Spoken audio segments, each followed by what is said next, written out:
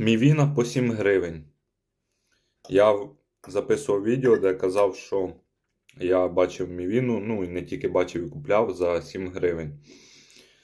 Вибачайте, я набрехав. Вона стоїть ось оскільки. Зараз я скріншот тут вставлю. Всі, хто писали, що такого нема, то подивіться, все є. І скумбрія по 8, да?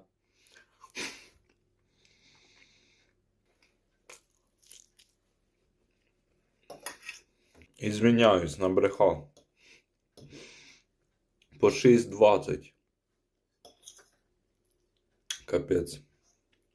Є мівіна, ось в АТБ акція була. По 6,20 чи скільки там. В принципі, як нічим не відрізняються, як на мене вони.